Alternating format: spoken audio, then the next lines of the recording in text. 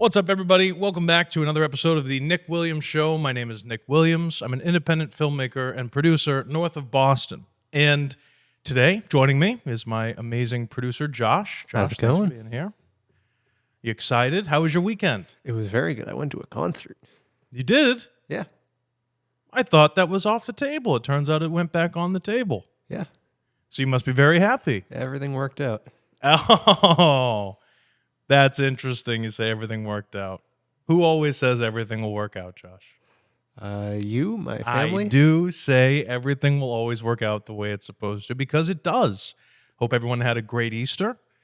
If you celebrate that. If you don't, I hope you had a great weekend. My name is Nick. Like I said before, if you like this type of content, if you're a filmmaker, if you're a freelancer, if you're a producer, or anyone behind the scenes, you should subscribe. Today, I want to talk about my 10 unbreakable rules for success in sales. I sold my first videography client when I was 13 years old. And that's legit. And my mom came with me, and I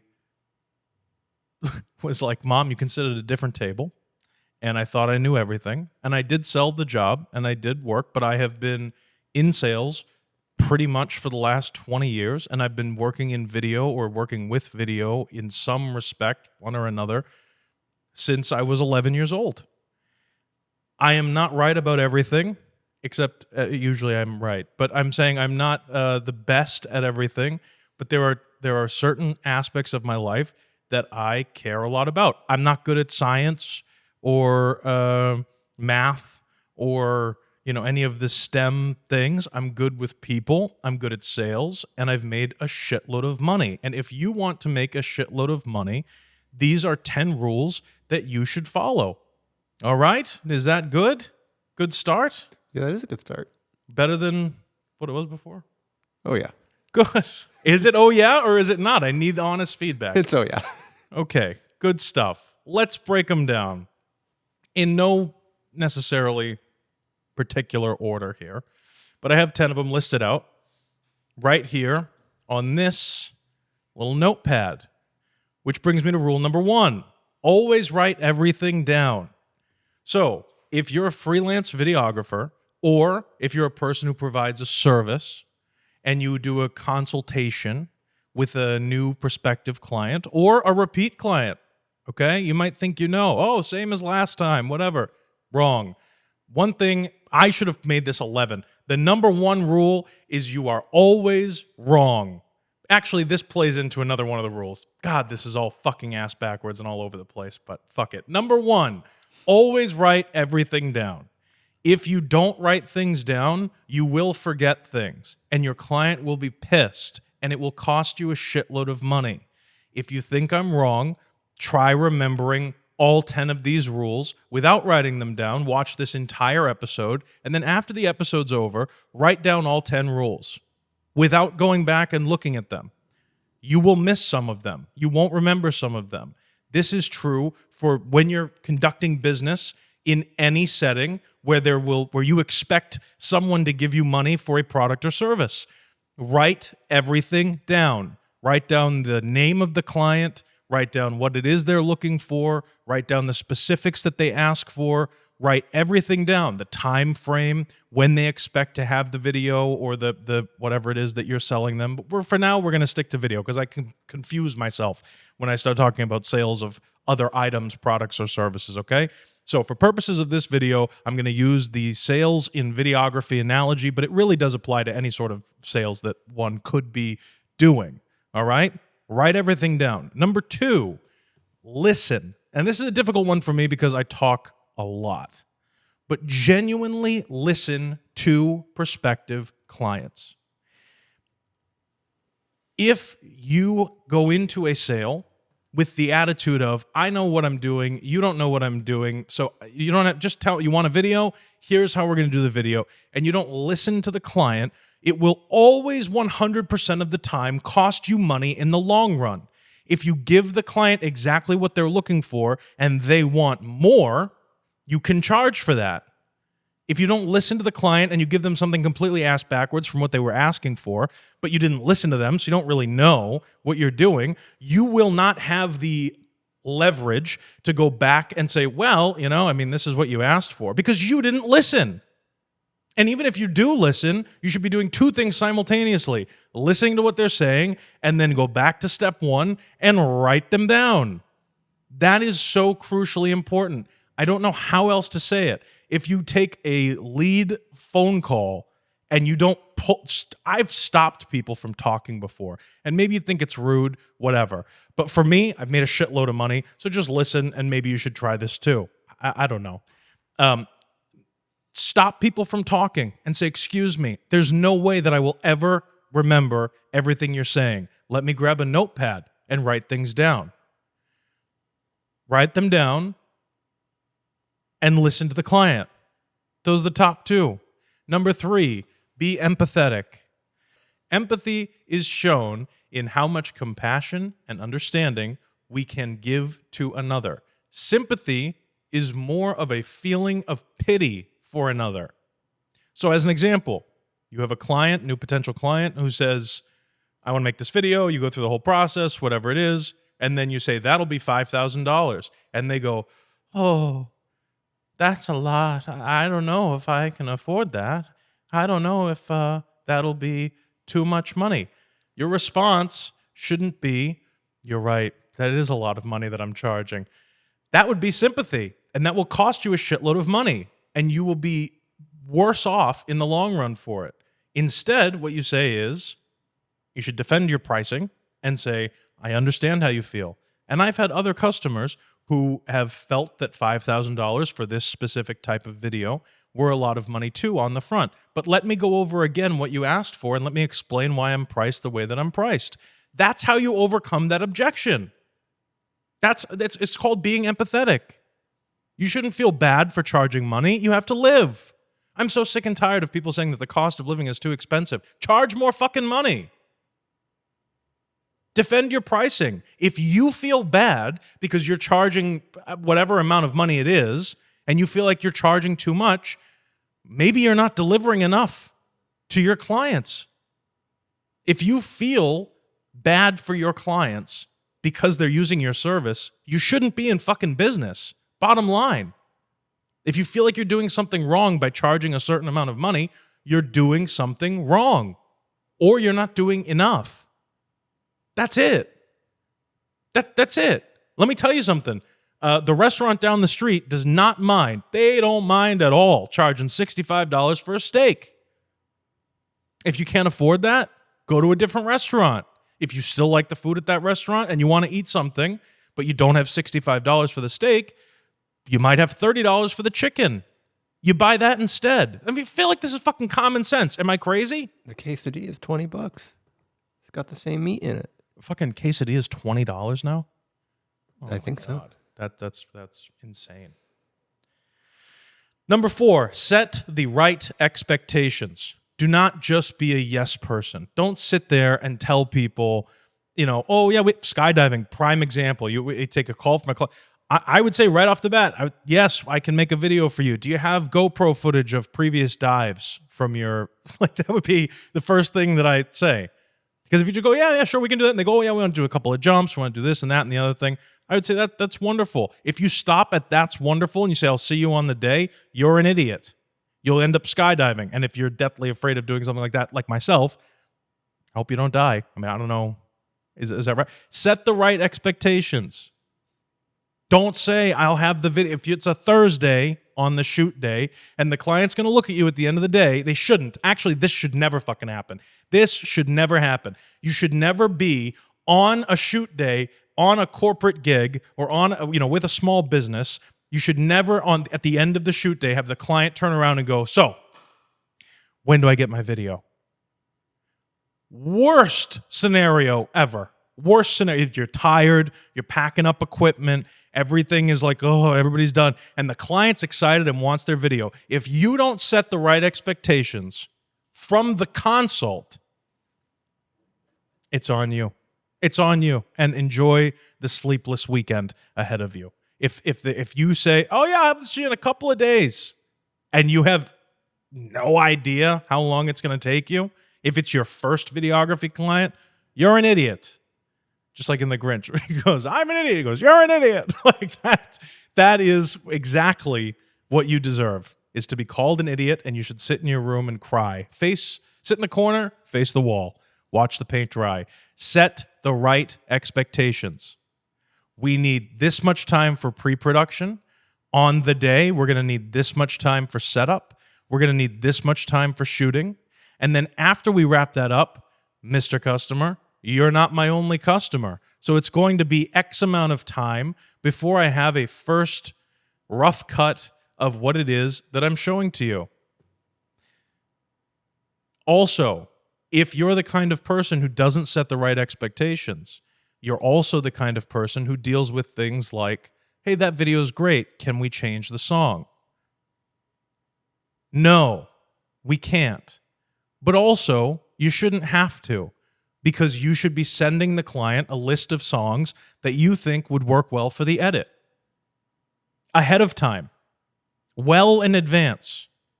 That's how this works. Set the right expectations. No one's going to be pissed. In fact, clients will pay more money for somebody who will come in and say, "I know you want to do this video. This is great. It's going to take 3 months." They're going, 3 months? What do you mean? It's only a 30-second video. I understand how you feel. Empathy. I understand how you feel. It's going to take 3 months because you want it to be bright and sunny, and it's fucking January in New England. Okay? So we're going to wait for the weather to get better. I still need a deposit today. We need to wait for the weather to get better. Once the weather is better, we're going to shoot this thing.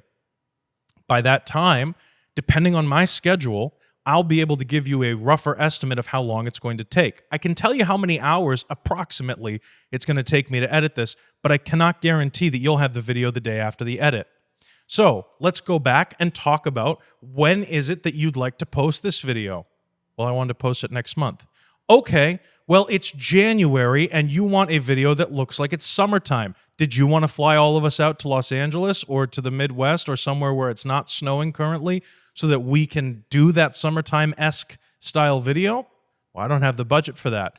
Then we're not going to do that, are we? We're going to wait 3 months. And listen, that's okay. The client might say, "Well, then I'm not giving you a deposit and I'm not going to do this until the weather is nicer because that's when I can afford to do it." And your response should be, "You're more than welcome to do that." However, if in 3 months I'm super busy, I can't guarantee that I'll be available. And if you're priced to the market, if you're priced correctly, and if you've built a good rapport and you have a good communication with everybody involved, they might just still give you a deposit, or they might call you in 3 months. But that's on them. That's how that works. Set the correct expectations. Don't be afraid to lose business by telling people like it is. You don't have to be rude, but tell the people like it is. I've done videos like this before in the past, and this is going to take me 40 hours of editing. That's it. And shut the fuck up and wait to see what they say. And if they go, 40 hours, I would say, yeah. It's a lot of work. It's crazy. 40 hours, approximately. It might even take longer. I might need more time to get that done. That's it. That's how that works. Number 5, don't assume anything except the sale. So, when you're going through the process of selling someone your freelance work, whatever it is, the only thing you should be assuming is that the customer wants to buy from you. Why would I say that? Because you're there. Either you're on the phone or you're with them in front of them because of the services that you offer, and they have called you to come in to build them a quote so that they can retain your services. That's the only thing that you should assume, is that you're there in order to sell videography work. That's it. You're there to consult them on making the commercial. You're there to tell them about your products and services, and if you do a good job, they will buy. That's the only thing that you should assume. Everything else, don't assume. you're a freelance videographer or someone who does, media production, whatever it is, and they aren't. Because if they were, they wouldn't be calling you to do their job. If they're a restaurant owner, a dentist, a lawyer, whatever the fuck it is that you are selling, and they are calling you to retain your services, they don't know about your services. They know about their services. So don't assume they know. Now, you might get some type A jackass, right? Especially right when I said lawyer, I was like, oh, well, you might get this guy. You might get some type A jackass in there who's, oh, yeah, I know how it works. I would say, really? Okay, why don't you tell me how you think it works? And let them fumble and bumble and whatever. Well, okay, well, why don't you just tell me? I would say, listen, I am here to help you. I am here to do the thing that you cannot do for yourself. That's why if I was in trouble and needed a lawyer, I would call you to retain your services because I don't know what I'm doing in a courtroom. I'm here to help promote you and your business. So let me do my job. I'm here to provide you with these services. Do these services work for you? Scroll down, please. Now, this one is a little off topic. Number 6, luck. At least in New England, I'm not sure about everywhere else. You might be the only videographer in your community. You might be one of, 5 in the entire state. I don't know. Every place is a little bit different. Obviously, in places like Los Angeles or New York or in Massachusetts, where I am, there is, in New England at least, there is an extremely tight-knit community of filmmakers, and everybody kind of knows everybody. And you'll notice this when I'm, interviewing or talking to people on the podcast like I normally do. People be like, oh, yeah, I know that guy. Yeah, I know that person. And so I mention this because it's so easy. It's so easy to be hanging out with your friends and have one or multiple of them who are in the same field or business that you are in say something to you like, oh, I'm having a crazy month. Everybody's buying from me. And it just would so happen that during that month, you sell nothing and your life sucks. And what are we going to do? And everything else. Josh, you know what I'm talking about? Oh, yeah. Right? And it doesn't even have to do with just videography. I'm saying in general, it's whatever. You're not unlucky, okay? A great salesperson, sales trainer that I had when I was like 18, 19 years old said luck is labor under correct knowledge. It's a fantastic acronym. Yes, some of this stuff is a little cheesy, salesy stuff, but listen to why it applies. If you're not applying yourself in the correct way with knowledge that you have, you're never going to do anything at all. If you don't know, if you're not learning, if you don't have the skill set, which is learnable, by the way. This is not like, only certain people can sell things. You could be a total introvert, but when you're selling mode, when you're talking to a client, if you approach it from the mindset of, this is a business-to-business transaction. I'd like to eat this month with lights that turn on and heat that keeps me warm. If you approach it like that, the introvert crap, you can do that in your spare time. Okay? You don't have to be like me. You don't have to yell and scream and be outlandish and everything else. But I would say, generally speaking, I come off as kind of like it's kind of douchey. Would you say douchey? No, because there's a jovial aspect. Jovial douche. I could be a jovial douche. Very right? Bostonian.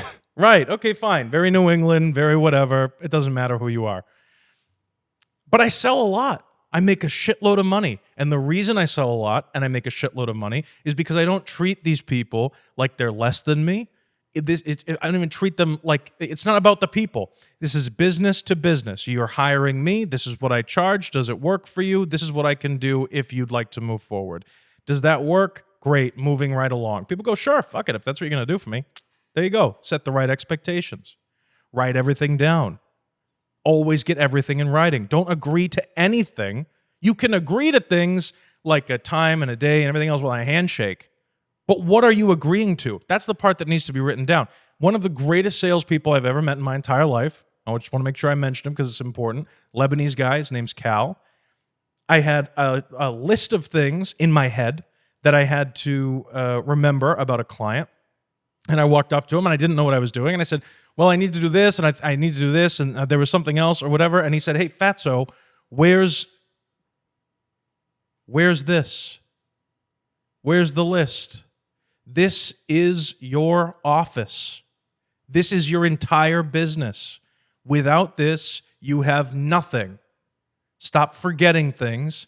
Stop assuming you'll remember. It's only 2 things. What if you have 5 clients going at once and one of them only needs 2 things and you forget about that person entirely? Write everything down. Set the right expectations. Don't assume that you'll remember. Apply your labor under the correct knowledge and training that you've had. And if you haven't had any, go get some. Learn. Stop endlessly scrolling on TikTok, watching stupid, trendy dance videos, and go search Tony Robbins, Grant Cardone, Jackie B. Cooper, Zig Ziglar. Go learn how to sell things. In fact, stick around to the end to learn all these 10 things, but I will be providing a sales course for freelance videographers very soon. I think I'm definitely going to do that. I've been prepping it. Number 7, under promise, over deliver. This does not mean set your expectations low.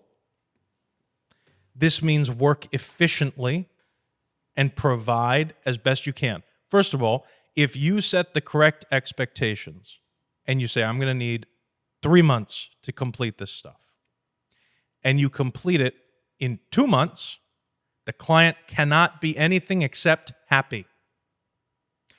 If you don't set the right expectations and you overpromise and underdeliver and say, I only need about a month and a half to get this done, and then you end up taking 3 or 4 months to get it done, now you look like a dick. That's it. That's the bottom line. Things happen. Natural disasters happen. Families have things that happen. You might have forgotten, if you didn't write it down, you might have forgotten that your daughter or cousin has a dance recital that you promised them you'd be there for. Or your kid may have a sports game. Or your girlfriend might want to take you out to a special dinner. Write everything down. Set the right expectations. Under-promise, over-deliver. I'm going to need this amount of time. When you're quoting time, quote it by 120%. So if the last time you made this video, it took you a month to make, tell these people it's going to take a month and a half to 2 months to get it done. Still give it to them in a month. They will be happy. But set the right expectations, under promise. I'm hoping I'll be able to get this done for you. Here's what would be required in order for me to get this done for you. And then over deliver. Look, I was able to get this done in half the time. Aren't you happy with that? Don't take longer. There are plenty of other things that can delay and stop a production from continuing on. Don't under-deliver. Don't over-promise. It doesn't make you look better. It might make you look better for the first day or during the consult, but in the long run, you'll stop getting work because people will say, I mean, yeah, he said it was going to take like a week and a half. 3 months later, I still don't have my video. Don't be an idiot. Humble yourself down and realize that you need to have a method to your madness. That's it. This goes with don't assume. Number 8 is always ask. Always ask. Always ask. Ask for permission. Ask if they understood what you just said to them. Ask if they are okay with the timeline. Always, always, always, always ask. Ask them if they have any questions. Have they made videos before? Do they have samples of what it is they're trying to accomplish? Always ask. Ask a million questions. Always. If you stop asking, you're assuming that you know the answer. Don't ever assume with a client. Ever. Always ask. Do you understand what I'm saying to you? Do you understand why this is going to take as long as it does? They might say yes, and then great. Scroll down. This brings me to the next one. Because let's say you ask them, do you understand why this is going to take me 3 months to create, Mr. Customer? They say, yes, I do. And 2.5 months later, they're going, I mean, where's my video? Where's the thing? Number 9. Here's a weapon for the arsenal. One of the most lethal weapons in business sales. 3 words. It should be the beginning of the sentence when the client is upset about something or needs to clarify something. It doesn't have to be aggressively said, but if you did the first 8, number 9 should come very easily to you. 3 words. You told me. Mr. Customer, when I asked if you understood what I was saying to you, when you said to me, yes, that's fine that you don't have a drone, or yes, you wanted to have 3 people with cameras there on the day, or you said when we were there, during the consult, that you don't care if there's a lavalier mic or if it's a shotgun mic. You told me you understood that stuff. That's not aggressive. It's not rude. It's holding your client accountable. People that say, oh, the customer's always right. The customer's always right with what they intend to purchase. It doesn't mean they can afford it. It doesn't mean that they know how to do your job. And it doesn't mean that they are living in reality when it comes to what they want to do. I've had clients before that have seen and referenced a Super Bowl commercial that cost the people that made the commercial millions of dollars. They go, I want to do that for my small business. I go, great. You got millions of dollars? They're like, no. Okay. Well, then it's not going to look that way. That's the bottom line. Is that fair, John? Does that make sense? Yeah. It's very straightforward. Can't have DiCaprio in your commercial unless you can afford DiCaprio. 100%. I've had clients who don't show up on time, and then they're upset when the video is delayed. So, okay, we're going to start shooting on Saturday morning. We're going to be there. The business is closed. We'll have the whole business to ourselves for the whole day. We're going to start shooting on Saturday morning at 9 o'clock. I'll be there at 7 to start setting up. You need to be there as well, Mr. Customer, so you can let me into your business, into your building, so that I can set up with my team or whatever it is. If the client doesn't show up until 8, 9 o'clock and says, I'm sorry, I was stuck in traffic, I had to get a coffee, I had to get a sandwich, I had to scratch my ass, whatever the fuck, whatever it is, you told me you'd be here at 9 o'clock or at 7 o'clock in the morning. You told me that this is when you wanted to start shooting. We've now lost 3 hours, and it's still going to take me the 2 hours to set everything up. Hold your clients accountable. If we have to go over into a new shoot day, that's going to cost you more money. And if you set the right expectations, you shouldn't have to use the you told me, but it's a great one to have in the arsenal if you need it. The last one is something that I've had to learn over the years. When I was a little kid, it would be very easy to steal the cookie from the cookie jar, have crumbs and chocolate and everything all over my mouth. And then when my mom says, Nick, did you eat one of the cookies before dinner? You look at your mom and go, no, even though you have chocolate and cookies and shit all over your face. You'll always get found out. Number 10, always tell the truth.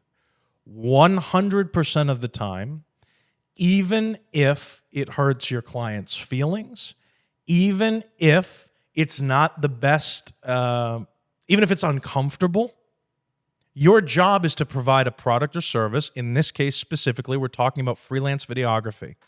Your job is to capture the best image of the client performing their job duties. Do you want to put the best image of their business forward? Always tell the truth. Always. If you walk into a place of business and there's trash and shit all over the place, it is your job to say, this will not look good on video. Always tell the truth. I have absolutely had clients who have said they get all dressed up or whatever it is for a shoot. You know, I've had women that will get dressed up in a nice dress or whatever. They go, does this make me look chubby or what? Yes, it does. That bright yellow dress is extremely unflattering. Do you have a different one? Always tell the truth. Always. Because your job depends on it. Set the right expectations. Explain and over-explain, and always write everything down so that you don't forget anything. Always tell the truth. I hope these helped. I'm going to be starting an online course. It's not going to be too much money, but it is a lot of work involved, so I'm going to try and make it as cheap as possible. That will have literally hours, probably 10 hours of sales knowledge and stuff with different modules and everything else. Probably going to be out in a few months. I'm working on it. Part of this, me saying this and doing this episode today, is to hold myself accountable and get it done. Also got some great interviews lined up with some other filmmakers. And I might do more on this. What I'd like from you in the comments below is to write the most difficult objection that you have tried to overcome. I want to hear in the comments, why did you lose the sale when you could have made the sale? Or if you're blaming the customer for something. I'd like to hear about the horror stories. And I will respond to as many of them as humanly possible. I might do a secondary episode next week. I might delay an interview and do a secondary episode if I get comments. If I get people saying, this is the most difficult objection.